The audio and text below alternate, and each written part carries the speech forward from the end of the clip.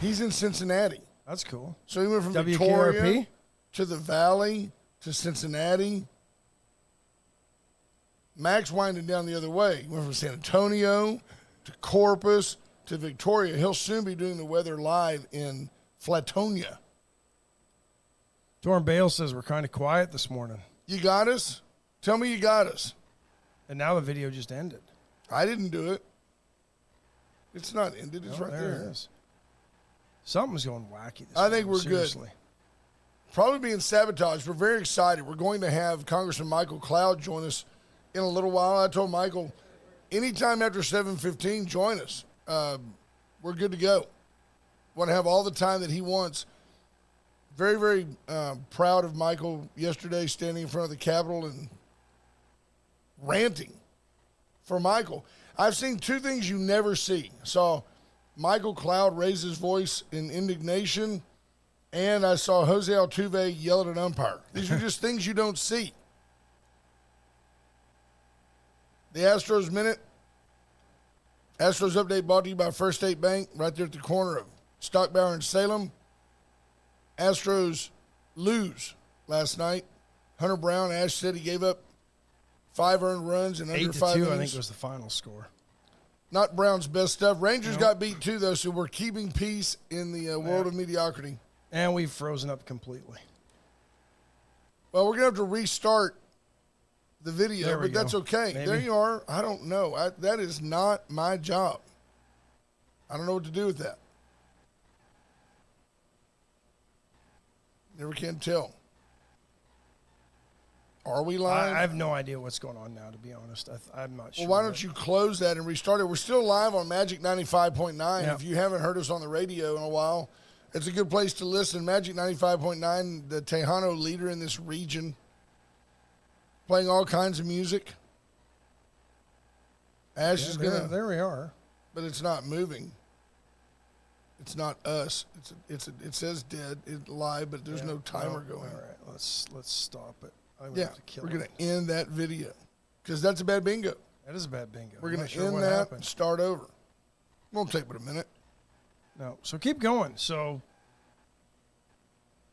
Astros lost because we are live on radio, so we got to keep the radio thing going. And we got to get that fixed before Michael gets here. Yeah. Astros played the Twins last night, lost 8-2. Hunter Brown scattered some hits and some earned runs. Very rare. He's really been a fine Louis Varland starter. threw 7 scoreless innings. Yeah, probably not one of Hunter's best outings. No. Varland's a good pitcher, too, though. The Twins don't have a bad ball club. No, they're just stuck in a bad – they don't have to win – they don't have to beat everybody to win their division. That's the thing. And they're just going to lose 2 out of 3 of the Astros every time they play. Yeah. That's what's going to happen. Astros don't lose many series. They don't get swept very often. I'm fascinated watching Ash move this stuff around, but I just don't. I don't know what happened, but anyway. What else is going on? We had. Well, you tell me what's exciting and what do you? I mean, it shows we're still here. Well, we're not. There ought to be a way to end that video. That's what I'm trying to do. Yeah, it's just got to be a way just to say stop. It's over. There you go. Right there. Hit that and don't worry about a thing. Start over. The fun never stops. Those of you listening on radio, we appreciate you tuning in. By the way, if you want to give us a call right now, you could. You only have a minute to do it. 894-4020. You only have a minute to do so because we're about to be joined by Congressman Michael Cloud.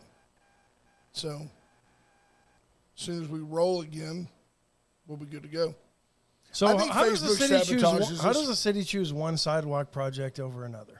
Well, I know the one they chose. They chose the one that goes from 700 Main down to join the other already bricked sidewalks in downtown. If I recall right, there were people complaining when that project was done as well. I thought it was a nice addition to downtown. And at the time, people were like, nobody goes down there. You know, rah. And I'm like, they do now, though. Downtown's hopping. Downtown is happening. So you find yourself saying, well, you might as well expand that project. So they chose the one that goes from 700 Main down to the existing sidewalks. They did not choose to do the matching grant that goes basically from West High School all the way to 700 Main on both sides of the road for $1.8 million. I just can't believe they didn't take that. I kind of agree with you there. So, but they got tons and tons of. They have the money, and it's the only catch that we were told of was that this project was earmarked for sidewalks. It's like 1/10 of what they've got. They had like 18 million laying around doing nothing. Seems like beautifying Main Street wouldn't be such a bad idea. So you think we're live again? I think we're live. We're live again. All right. And it sounds like you're coming through the. Yep. I am. I can hear you now. So where is the? So I don't know what happened. There you go. Yeah. Folks, we're finally back to being normal. So I don't know what happened to the sound because I didn't do anything different other than restart it at all, and now it seems to be working. So feel kind of naked without Facebook. Stephanie Conti, good morning. Christina Wise, Roy Gutierrez checking in. Saw Bob Constantine the other day at church, and he asked, "Did Stephanie and Lisa make it to bingo?" And I said, "Yes, they did." Without him. Yeah. Can you turn that off? I'm just making sure it's working. Because first rule of radio is don't have your delay on. First rule of radio, make sure everything works. Which right. I don't know what happened, but anyway, you did it right. I have to give you total support here. You did it right. Appreciate that. Scott Tomko says, "No, lucky for us, you're a dedicated group and you're still here. It's not that you guys are lucky. You're lucky. We appreciate your patience and sticking with us through all this. You guys are great. So, yeah, either that or you literally have nothing to do."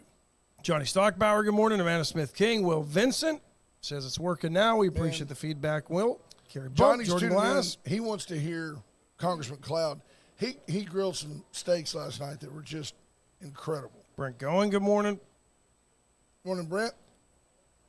Christina Wise. Roy Gutierrez. But we're good now, folks. We're good now. Let's take our first break, and then we'll dive into a little bit more as we maybe we'll preface what we're going to talk about with the Congressman. Allen's Record Service, 578-6300. Give Allen's a call for all your towing needs, record needs. You're stuck on the side of the road. Battery. The heat is worse on batteries than the cold, believe it or not. And they will give you a jump, and when you get the jump, you need to go get a new battery. Yep. I've found that once a battery fails, it's going to fail again. Absolutely. You can charge them. It's just biding your time till the next time your car doesn't start. VCS Company is the only locally owned and authorized AT&T retailer, all part of the Hartman Communication empire. They power our program. And they're right there on Kerr Boulevard. Absolutely. Just inside the loop off Main Street. Chesnick Furniture Company, downtown Victoria at 116 West Wan Lynn. If you're in the market for any furniture for any room, I dare I say it, even the bathroom. Yeah, they've got it. Chesnick Furniture Company has you covered from hallway to bedroom and every room in between. The Golden Throne. They've got you. Wooden seat. And they'll treat you right. And they've only been doing it for almost 105 years now. When was that a good idea? You know you had one. What? The wooden seat. I never did. You've seen them. I've seen them. I think my mom did. But yeah, they're around. I don't know. Better than remember the plastic soft one that was like a whoopee cushion if it ever got a hole in it? Yeah. Yeah. Terrible. I'm surprised those haven't made a comeback with the amount of time people spend on the toilet nowadays with their phones in their hand. That guy, that My Pillow guy, my toilet seat. Why? That's the best deuce I've ever dropped. You should. Unbelievable. Veracruz, you missed Caldo Wednesday yesterday. They were busy. I know that because I ran into a couple people that went. But you can get there today because everything else is still on the menu. The Caldo's still on the menu. It just says only Wednesdays. Right. Blake was in town yesterday. I lived vicariously. He got the lunch enchiladas, 2 cheese, rice and beans, and a side chalupa. I just had one compuesta. Scott Tompkins says we can pass on the hockey half minute to recoup some time. B. Small says there's been 12 minutes of a break. Right. We had to take a commercial break. It wasn't a break. Unbelievable. See, I got my unbelievable shirt on. Unbelievable. Sheree Brissett checking in. There's Cody Bauman. Good morning. I only wish that Be Small would have put Be Small on here somewhere. Yeah. On the back, maybe? You ever want to send me clothes? I'll wear them. You got a alma mater you want represented? I'll wear it. App State. I've got an App State shirt. I've got a, what's that other one? The Knights? Vegas Golden Knights? No, what school was that won in the NCAA tournament? Basketball? Oh, that's a good question. They went all the way to the semis and lost to Florida. Yeah, I can't remember now. Or Miami? Yeah, Miami? it's been a while. Sheree says that sound problem was Trump's fault. Yeah, he rigged it. Yep. He did it. Hey, James Kerr says, come on down to the American Legion Friday night for steak night, 6 o'clock. If you order online, you'll save $5. 12-ounce ribeye, grilled to order, baked potato salad, beans, dessert available via Lemon Dreamy. They've also got musical entertainment. I think this is a reboot of steak night, if I'm not mistaken, right? It's like $27.50 a plate, but you get a free box of 223 ammo. Yeah. So, you got that going for you. And if you have not been to a steak night, oh, it's fun. And the steaks are phenomenal. Yep. Lisa Poole checking in, Amanda Smith King. So let's see what else is going on in the world, because there's this whole debt ceiling stuff. Now the Senate says they're going to do something with this. They'll take it up and they'll pass it. If I recall, and maybe we'll ask Congressman Cloud when he joins us, but didn't like a week ago the Republican lawmakers passed basically a debt ceiling bill? Yes. And then they had to go into negotiations. And I think we even talked a little bit about this last week. The Senate did nothing. The House passed the bill. The Senate sat on their hands. Mitch McConnell is a complete jerk. Oh, yeah, he's a clown. Mitch McConnell needs to go. He is not a Republican. He's a Republican in name only. His true colors are showing. He only cares about him, his power, and that's it. Where's he from? Kentucky? I think so. Not from here. Remember, the Senate originally had said there will be no negotiating. The Republican recommendations are our starting point. We're going to hammer Congress. We're going to hammer the president. And then they didn't. And I'm not even giving Ted Cruz a pass because I don't recall him saying anything about that either. He seemed to be in lockstep with the rest of the Republican idiots in the Senate who didn't have the back of those in the House, who actually passed something a little tougher than what we ended up dealing with and settling on yesterday that was passed by, I think, 149 Republicans, 165 Democrats. Did you listen to all of Cloud's comments yesterday? They were good. I'm going to ask him about, he told his audience yesterday that there's a NGO, I guess a non-government organization, that's paid as a consultant to determine if the congressional cafeteria should use paper or plastic straws. That's your tax dollars at work. Yeah. Michael, to his credit, said, flip a coin, I don't care. But why is this, how is this even possible? By the way, that Hakeem Jeffries, the minority leader, he's an idiot. He's an idiot. Yeah, he's just an idiot. 314 to 117 was the total vote tally. And I'm trying to I had something last night, and I should have probably sent it to myself that had a breakdown of the voting. I do know that Chip Roy didn't vote for it. Our own Congressman Michael Cloud did not vote for it. Right here. More Dems voted for it than that's the one I just clicked on. Oh, okay. I'll try this one. More Dems voted for it than Republicans. Your usual Democrats didn't vote for it. Rashida Tlaib, the Jayapal idiot up in Washington, AOC, because it didn't go far enough for their Marxist socialist leanings. U.S. debt ceiling bill passes House with broad bipartisan support. Now that's Reuters. Yeah, Reuters.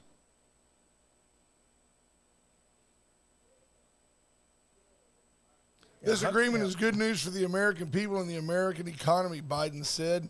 I urge the Senate to pass it as quickly as possible so I can sign it into law. We won't have a debt ceiling for 2 years, according to this plan. In theory, they could spend willy-nilly. Yeah. And they might, as Biden seeks to buy votes going into re-election. And there's been some analysis that show that this thing, with all the spending that the government has committed this country to the last 3 years because of all the COVID garbage, in 10 years, our debt will be $50 trillion. We're at 31.4, right?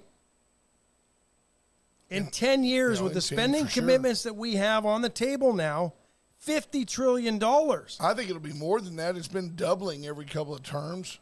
I mean, really, in the next 8 years, it could be $60 trillion. And can it even get to there? The pressure the dollar's feeling to no longer be the oil standard, can it? What will happen? Through January 1st of 2025,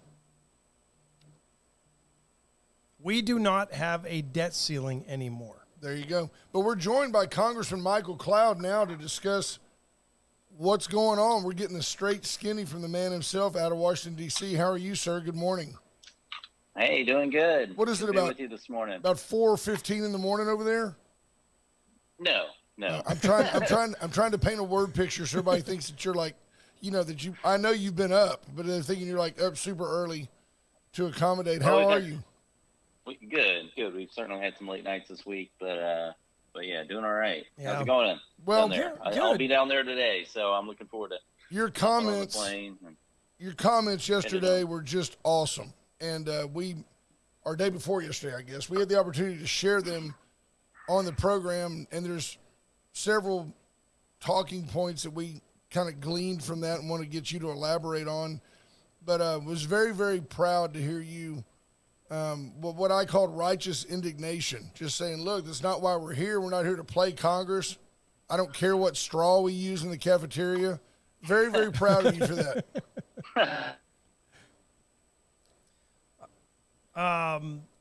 So how rigorous was the debate on the floor last night with this vote? Oh, did we lose the congressman? No way. He's still there somewhere. Bad connection, maybe? He might be eating a jelly donut. No, I think we've lost him. Michael, call us back if you're still there. He'll call back. Maybe that's all you get. That's all you get today. He's a busy man. That was our minute with the congressman. Great. Technical glitch Thursday is what today's turning out to be. I'm not convinced that it's not Facebook. The saboteurs of all things interesting. Yeah. He'll call right back. Yeah, he will. But look, I was able to figure out our technology a little bit differently. Enough about him. Let's talk about you. Yeah. How about that? Ash coming through. Look, it's like you can almost put your hand in there. Look at HR recognize it. Likes to see the official photo in the background. There you go. That's good bingo. James Kerr says y'all need Starlink. Yeah, I don't think it's available here. I don't know. I'm fairly sure he's. I wonder if he's in an elevator He might have been in the toilet. Yeah.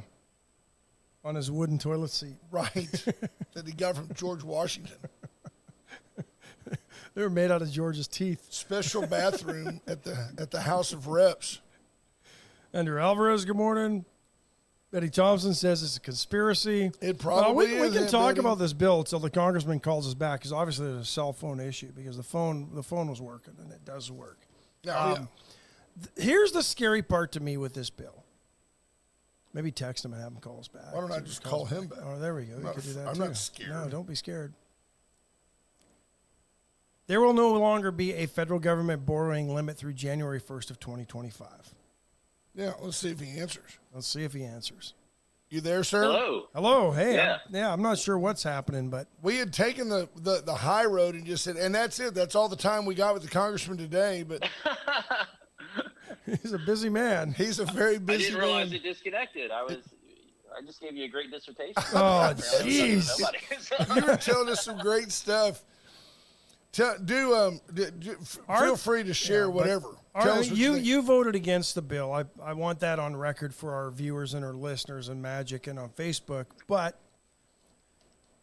is there any part of this bill that you can say, I voted against it, but this part isn't so bad? Some of the NEPA reforms were pretty good. That I think is maybe one of the bigger wins. There's work requirements that are in there, but it was done in a way that kind of expands some of the things. So we're looking in the approach process about how to clean up. One of the provisions in the work requirements talks about expanding that eligibility to homeless. But the way that term is defined legally, there's concerns that could actually apply.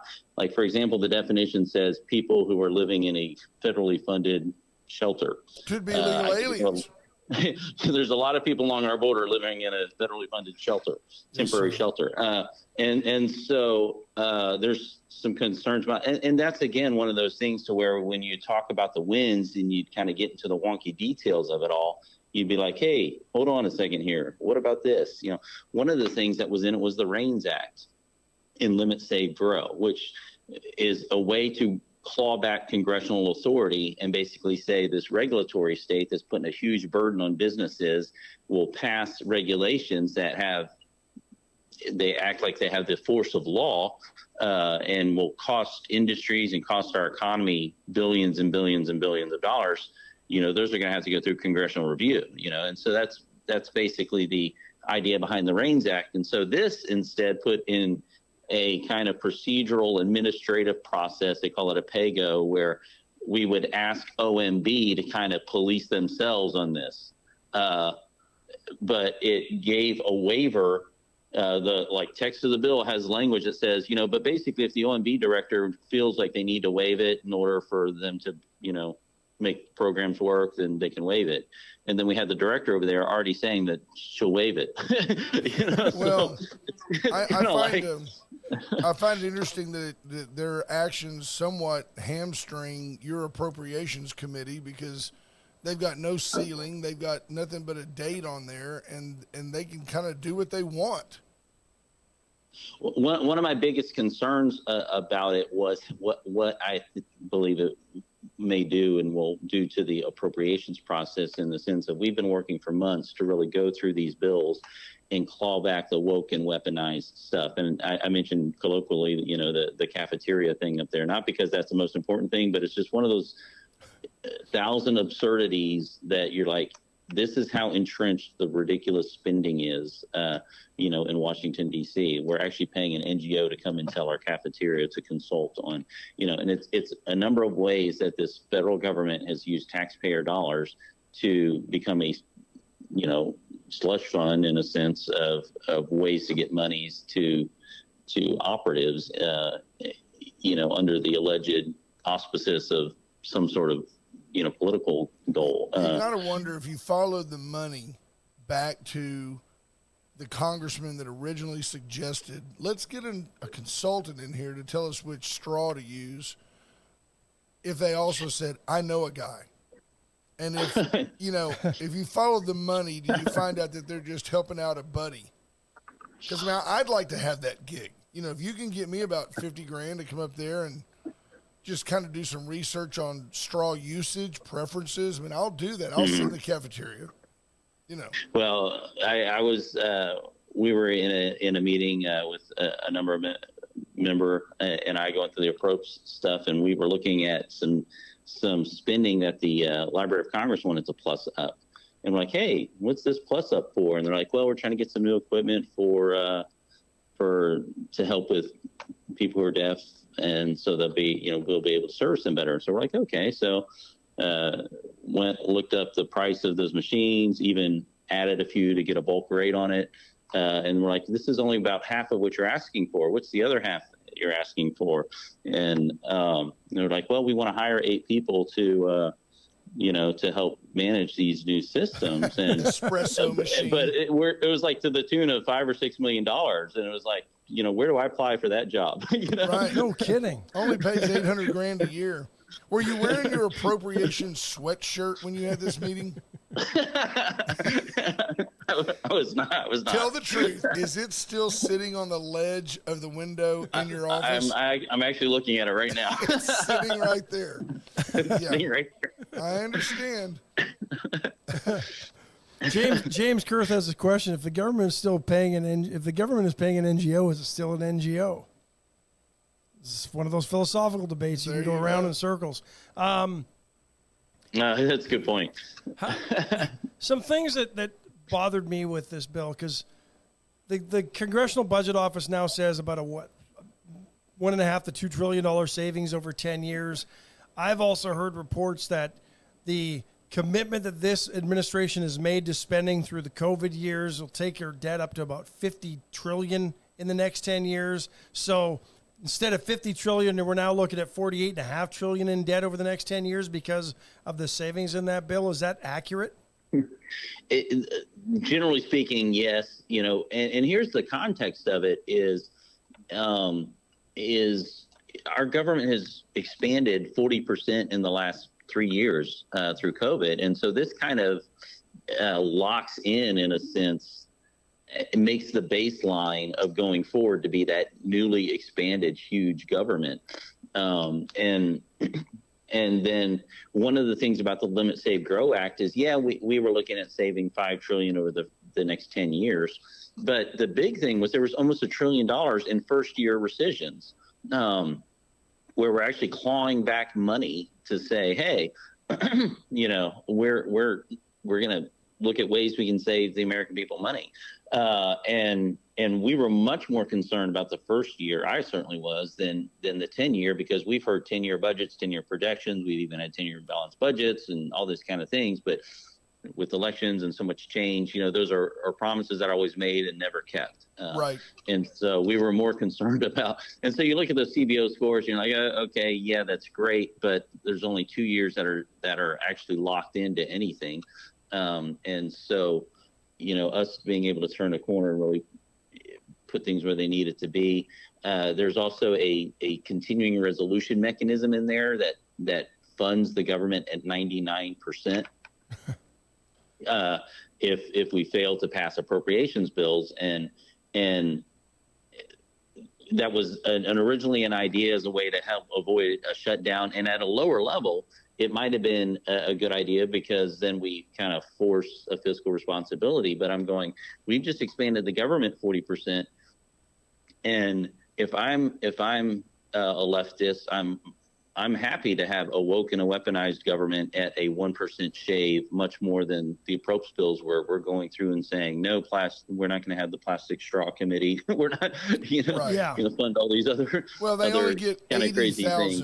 They only get 80,000 new IRS agents, not 87,000 new IRS agents. Yeah, exactly. And there's a provision. You'll hear that there's a side handshake deal to move $20 billion, going forward out of the IRS. But the way the deal is like, okay, we won't hire IRS agents. We'll just expand the government somewhere else. Exactly. In your comments the other day, you kind of called out a lot of your colleagues with, we're not here to play Congress. We're not a placeholder. If you say you're going to get rid of 87,000 IRS agents, you need to do it. What's the response you're getting? I also heard similar comments from a Republican congressman from Colorado. I can't think of his name, but he was just as he said, the American people are angry. They should be outraged at this. And he said, we're living in a vacuum up here and believing that we're, as you put it, we're now only jogging to the fiscal cliff as opposed to just racing headlong at it like the Dems do. But we haven't really made significant change. Have you got any feedback from those that you called out? I'm constantly talking with other members and working through things and wrestling these sort of things. And certainly, coming out of this, we're going to have some heart to hearts on how we get us moving in the right direction again as a conference. We've already had some of those conversations. I stayed on the floor after votes last night. I was actually the last member to walk off the floor talking to people about, okay, where do we go from here? Did AOC stop by for a latte? No, She not didn't not bring exactly. like a jar of gherkins as like a peace offering. Unbelievable. Uh, so yeah, we've got some work to do. Obviously, coming out of this, we met some of the appropriations committee yesterday about the importance of we've got to keep on track of where we've been headed. Work on putting the bills in committee that we've been working on that has the good conservative wins in there. Well, here's a concern I've got, and we're visiting with Representative Michael Cloud. You brought this up because I thought, well, you know what? They passed this bill, but we control the House, we can control the budget and what we spend for FY24, but you just scared me when you said they put that continuing resolution in there, funding resolution in there for 99% of what we're currently spending. So really they hamstrung you guys as the Republican-controlled House for next year's budget process as well, didn't they? That was one of my big concerns in this, and one of the things that when I talked to the members, I was trying to, because some were saying, hey, this helps make sure we get good fiscal wins in the appropriations process. I'm like, from where I'm sitting on the committee, it seems to me like it disincentivizes the process because it shifts the leverage in a sense to where the backstop is a very narrow conservative win. It's not the things that we could, get. And so we're still going to keep pushing. We're going to keep fighting and seeing what we can do to get that done. I think we would have had we were in a stronger position last week. Yeah, absolutely. Momentum, though. Why did the Senate not want to take up what was actually voted on by you guys in the House last week? And we got to this point of having to negotiate with, a congressional team of negotiators, with Biden's negotiators. Why did the Senate not even want to get involved in this game as they should have? Well, us as House members, we kind of have a joke about nap times and all those things over in the Senate. Nap times. But I'm. For me, I think what we did see was 40 members come out, which was enough to say we're not going to have a clean debt ceiling. Over 40 members. Which basically said we're going to have some reforms. And I even talked to I've talked to a number of members in the Republican conference, some maybe from purpler districts or whatever, who said, they kind of felt like they were going out on a limb for limit, save, grow. But once it passed and the American people realized, like, these are actually very reasonable. What we had put in there was a very reasonable package, a very thoughtful, sensible kind of approaches to fiscal reforms. They weren't just these, wild, outlandish, talking point kind of proposals. They were actually very reasonable and thoughtful. I'd like to have seen to force the Senate's hand a little more on that. They kind of got a free pass on this. I think with Democratic leadership over there, they were basically saying, well, we're going to sit this one out and let the White House figure out what they want to do. So, they had gained their playbook was thinking that we wouldn't be able to pass the limit, save, grow. And so that they had put all their eggs in that carton in a sense. And so when we were able to pass a package, and it was a very strong, reasonable package, it kind of put them in a lurch for a little while. And which is one of the reasons I felt we were like in a very strong negotiating standpoint going in, and certainly would have liked to see some more wins come out of this. Here's my concern going forward, because, we control the House. I thought there was momentum to maybe gain the Senate and the White House back next election. I think this hurts Republicans' chances to do that. I think Democrats just said, you know what? This is the same old Republican Party that says they're going to do something and doesn't do anything. They've got all the ammo and talking points to basically combat Republicans who voted for this through the next election cycle. This is, in my opinion, is damaging to the Republicans' chances to take back the Senate and the White House and even control the House going forward. Well, I mean, obviously, your seat's safe, Michael, but yeah. What's that? I said your seat is safe, but I think across the country, this hurts Republicans. I'll always say that it's not my seat, it's the people's seat. So I just feel like the need to correct that. I mean, thankfully we live in, Texas, where people are free, love God and country, and, still support conservative values. So, that certainly is a blessing to work for people like that. But, except for those Texas House members that voted for this, but I was disappointed with some of the names that showed up on the list of those that voted in favor of this agreement. And I get it there. Well, it's a win. There's, we saved $28 billion that we've never had a chance to pull back ever before. One thing that shocks me with this, or the twisting of a definition of spending cuts, because now we're hearing everybody who is in favor of this, well, we've got spending cuts. We're capping spending at 1%, and they've redefined a spending cut as an increase in spending, but it doesn't match the cost of living. Well, and this is where, I was getting back to, Americans are tired of this fuzzy math where we say we're cutting stuff when we're actually cutting proposed projected spending. Yeah. So we're going to, right. By that kind of math, it's like, well, if I'm going to pretend we were going to increase the budget by 30%, then we can claim even more dramatic cuts. Exactly. Yeah, they're saying, well, inflation's at 10%, so if we raise the budget 2%, then we've really saved you 8%. Yeah. Because our dollars don't go as far. Did you use the word swampy in your comments the other day? I thought I heard you use the word swampy. There's a good chance I may have. I liked that. I didn't have that written down. Yeah, no, it was clearly ad lib, but it was so well constructed that I was like, he just used the word swampy in a sentence, and it worked. It worked. You said you did talk about fuzzy math, and you said this just reeks of swampiness or something, and I went, yes, my man. I've heard a lot. That's what it was, right? Yeah, you're trying to track where the money's going, and it's kind of like, okay, we're going to take it from here, we're move it here, we're doing this, and there's a loophole here to, and it's just, let's just be clear and honest with the American people about what we're trying to get done. Was the end of the pause on student loan repayment part of this bill, or was that a side win that the president?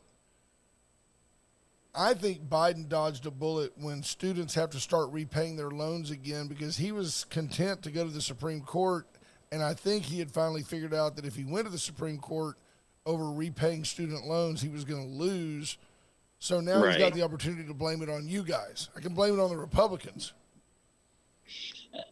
That might be the case. I think the American people were with us on that one. Yes, sir. I know they were. You know what I mean? So I think if we tried to blame that on Republicans, that would probably backfire on them. But it is one of those things to where, I want us to, there could be some good things that are in there, but it's if we're going to if it's a small win, it's a small win. If it's a big win, it's a big win. Right. You know what I mean? And for some of these things where I just didn't feel like the balance of that was very forthcoming on some of these issues. Like, again, when you got down to the nuts and bolts of some of these things, it's kind of like. So looking into the future, what can you do? What do you see over the next, say, 6 months as your goal as you try to, through whether it be through the appropriations committee that you're on, or Sure. what do you do? Well, going forward, we're going to have to kind of come together after this, have a little kind of come to Jesus as a conference, see if we can get back on track, producing, the coalition that was producing the great stuff that was coming out of Congress. My hope is that we'll still be able to kind of take this as a learning experience and correct course. A lot of what we've been doing this term is rewriting muscle memory of Congress. It's like, a lot of muscle memory has atrophied and everything like that. And so my hope is that we can take this as a learning experience and move forward from it as a as a conference. As far as what I'll be working on is continuing to, stand for these sorts of principles that we've been standing for. We've got to continue to press on a lot of the corruption we see coming out of the government. We need a solution on the border. In the approach process, we're going through, every approach bills, not just the ones that I sit on the subcommittee for, but we're going through everything and as best as possible, as best as we have visibility into where the spending is, trying to get out all the woke and weaponized things. Sir. You talked about the corruption. Somebody had asked where does the congressional insider trading bill stand? There's still work and effort to get that pushing through.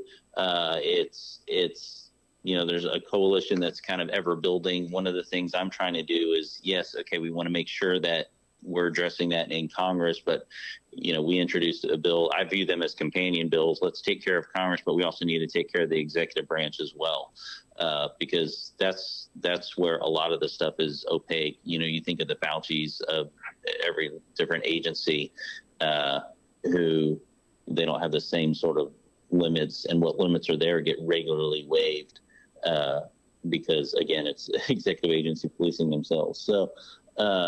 So I'm working to get it to where we get all of government into that. And of course, we're talking about, well, I'm not talking about your local, postman or woman, we're talking about people who have authority in executive levels to, they shouldn't be trading stock and doing those kind of things if they're making decisions based on that can affect that industry or stock. Absolutely. Had a couple of questions. How secure is the speaker's position now? I don't know. The thing that I would say I'm focused on at this point is us looking at what we can do to kind of come together, see if we can get back on track. And keep moving forward. I think that's the best first option, is for us to, if we can write the course, if we can take the learning lessons from it, if we can get our conference back to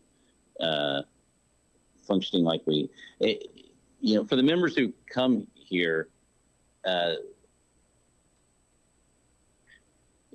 it's a much better process. For the last 6 months, you've had members, some have been here for a long time, going, this is really the first time I'm having an opportunity to speak in the bills. This is the first time we're having these real conversations you think you're going to have when you come to Congress. And, so the members have very much benefited from all the rules, processes, and those kind of things that we all worked for in January. Well, at least you had 72 hours to look at this bill before you had to vote on it. And that, that's a good point. I mean, I definitely think some process, not only some policy, but some process things that did not go like they should have gone in this process. But at the same time, you also see that there were some improvements. Like you said, we did get 72 hours to read the bill. It wasn't 1,000 pages long,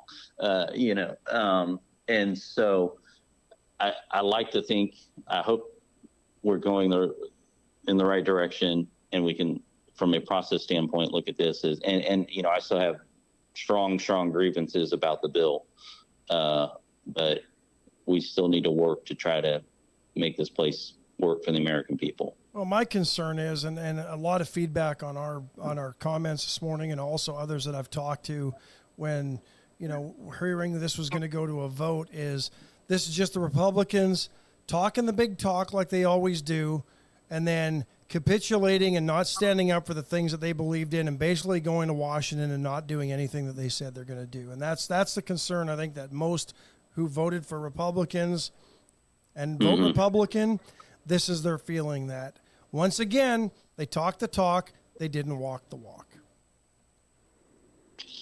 Obviously that's my concern. That's a lot of the sentiment of what I said on the Capitol steps, the other day.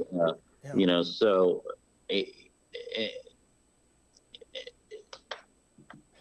I'm gonna. I can feel your frustration along with the voters that want more conservative principles in Washington, D.C. I've got an idea. sir, I think what you do, and you can do it this morning. You take off that tie, you take off that button down, you throw that blue blazer back on the hook, and you put on that appropriations sweatshirt. And everywhere you go, as it gets swampy and humid and hot, and you just don't wash it.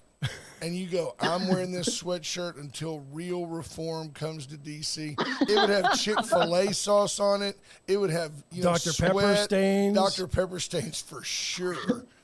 Maybe a Bluebell drop on there. In the middle of the summer, you could get Shelby or one of the staffers to cut off the sleeves. You look Rocky-esque. Right. And you just go, this is the statement I'm making. This is the rock I'm standing on. And you know what? When you walk into a meeting to discuss, everybody moves to the other side. Not only that, whatever Cloud wants, we're giving it to him because we got to get out of here. Get him out of that sweatshirt. For those of you that don't know, Michael is on the Appropriations Committee and does a great job and is very thoughtful and in depth, dug in on this thing. And somebody, brought him it's a sweatshirt, and it's kind of like Go Team. It's a appropriations. It'd be like if you were on the, the Department of Defense committee of some type, and they give you like an Army, Navy, Air Force sweatshirt. And it was sitting on his, and he said, I don't know how I got that. I don't know why it's there. So I think he should wear that. That would be a good look. I'm in agreement. Especially when it started to get like some stains on it. Yeah. Break it in becomes everybody's Soon all favorite. the cool kids will be wearing the House Appropriations label. Absolutely. You're on the right track. Representative Michael Cloud, we appreciate your time this morning and certainly feel your frustration as to how things played out the last couple of weeks in Washington, D.C. And your comments the other day from the steps of the Capitol were well received by people I've talked to in this. I think you represent the people in this case. Amen. Wholeheartedly with your frustration of not really taking and making reforms to the out-of-control spending in Washington, D.C. I commend you for standing up for that and voting no against this bill, because this bill, in my opinion, did not do anything to even slow the jog to a walk. Yeah, I think your constituency down here is very proud of you, and I appreciated the righteous indignation. I'm proud of you for having the guts, the courage to stand up and say, "Hey, we're making a mistake here. This is bad." Because now you're one of the 49, right? I think, or however many 40 plus members that I saw a headline this morning. You're kind of labeled. You've got that scarlet letter on you now. You're one of the 40 plus. That's right. That didn't want government to continue. You wanted to defraud or defund and force us into default. I would love to see some default. I did tell that whole notion was, and this was one of my issues with the messaging going into it is the fact that like we were accepting the premise that the White House was giving us, and so make Yellen show her work. Yeah, that's right. Don't let her throw out an arbitrary date. Make her show her work, and let's challenge that. Plus, we have more revenue coming in than ever. All of the forefathers. All of the forefathers would be part of the 49. All of them. No matter their political bent, all of them would be standing beside you. Well, so, well done. Thank you. Yeah, I'm with you on that one, because June 1, it's a hard deadline. We're going to default. Then all of a sudden, June 5th shows up out of nowhere. Yeah. Right. We got a couple of days, So, but anyway, thank you for your time this morning. Safe travels home, and look forward to having you back on the show soon. Yeah, if you're in town next week, you want to just stop by, come on by. Right now, we're scheduled to be in D.C., but yeah, we'll look for a good opportunity. It'd be good to see y'all again. Okay, awesome. sir. God bless y'all. Thank you. God Appreciate bless it. you. Safe travels. There you go. Our representative, Michael Cloud, joining us on the show this morning. Appreciate it, from Washington, D.C. And he's always been accessible, and he gets grabbed all the time. In D.C., he gets grabbed by Newsmax, he gets grabbed by Fox, and it's constant.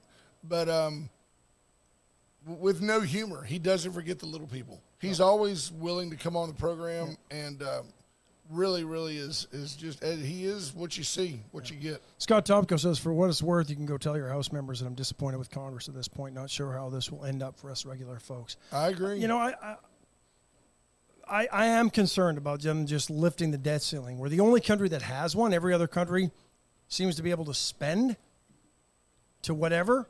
I don't know of any other country that's $31 trillion in debt. Greece. I think Greece. I guess if you per capita it, probably it's similar. Yeah, but don't forget, they also bankrupted their currency's worth nothing. Yeah. And inflation in Greece, you'll recall a few years back, was ridiculous. Argentina, another country where inflation just goes through the roof. But yeah, I don't know. It's Was Jimmy Carter there? I did see the other day where Rosalind Carter, former First Lady, is like 94 years old, still lives at home with, she and Jimmy live at home. I did see where she was diagnosed with dementia. And you lived at 94, 90, 97, 98, you're going to be diagnosed with pretty much everything, aren't you? Right. Yeah. Good folks, though, you know. Great Barn Design, Great Barn about to open here in Victoria. Grand opening. Great. There Grand you go. opening on Saturday, June 3rd. New location, Town and Country Shopping Center, Airline and Laurent. As Brent so poignantly and accurately points out, look for the lack of an awning. An awning. And you'll find the Gray Barn. There will be a sign in the window. The awning is under construction at the moment. Production. Now, my dumb question to you is, did it restart and shut down Facebook? No, I don't think so. I think if I pop it up, we'll think we're still there? Yeah. I hope so. The computer just said, your device has run into an issue and needs to restart, and then we were gone.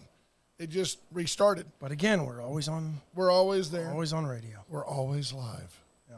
So it says we're live. What did Aunt Betty say? It's always good when Aunt Betty says something. I just wish Congress would pretend we're bankrupt and be serious about our debt. Amen. No, there's no doubt about it. Absolutely. But I don't think that'll ever happen because they know that's not the case. They don't have to. No, they're not worried about us. No. Yeah, we may have lost it this time. That's okay. That's all right. We're almost there. We're almost at the top of the hour. So. Yeah, we are at the top of the hour, roughly. And real quick shout out to the sponsors, Armor Air, 579-0966. Give them a call for all your air conditioning needs. Maybe we need to pass along that number to somebody that we know. That's very right. Close to us. Atzenhofer, since 1926, Atzenhofer's been selling Chevrolets along the way. They've added Mitsubishi and Mazda to their stable. They've got a nice selection of vehicles.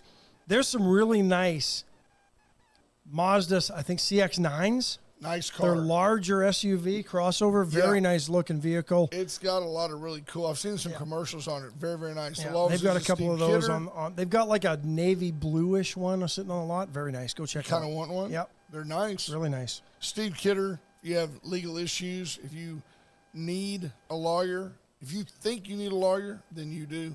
Reach out to the law offices of Steve Kidder. AJ's Detailing. Get with AJ Villanueva and let him help you. Still working. Let him help you beautify your vehicle. Randy Kowalik checking in. Good morning to you. White Trash Services, 550-1826. White Trash sporting some brand new trucks. I saw a white one yesterday over off Airline. White one for White Trash? Imagine Yeah, that. but it was beautiful. Yeah. I mean, brand new truck. Reach out to White Trash for all your dumpster service, your trash service in the counties. USA Concrete Coating 578 Home. Charlie Garcia will transform that drab slab. And then, of course, Wentz Services. It is generator season, and Wentz got them. Wentz got them in stock. Reach out to Wentz Services for your Generac, Cummins, Kohler. They've got them all sizes. 24 kW generator, whole house generator, under $6,000, and you can negotiate your installation. So, is that everybody? Yes, and folks. And don't forget our Astros update was brought to you by First State Bank. They do a great job. I'm going to visit with Patricia Nagel today and get some more talking points about the bank. But, it's almost too simple to say it's a bank. But it's a bank that I made the comment to her that they're small enough to know you by name, but they're big enough to get things done. Well, their tagline is friendliest bank around. I don't doubt right? it. And Lolly is like the queen of customer service over there. That's Lolly. So interestingly enough, I'm still going here on like it's still showing like live on my phone. B Small says top of the hour should have been. Yeah, probably should have been. We had internet issues at the start. For some reason, the computer and our production stuff wasn't talking to each other. It's Trump. But, Then we lost the phone call with the congressman to start. It's just been one of the June one. We'll blame it on June 1st. Trump. And Donald Trump. Folks, have a great day. We'll give you a couple minutes back. Amen. We love you. Bye, folks. Bye, folks.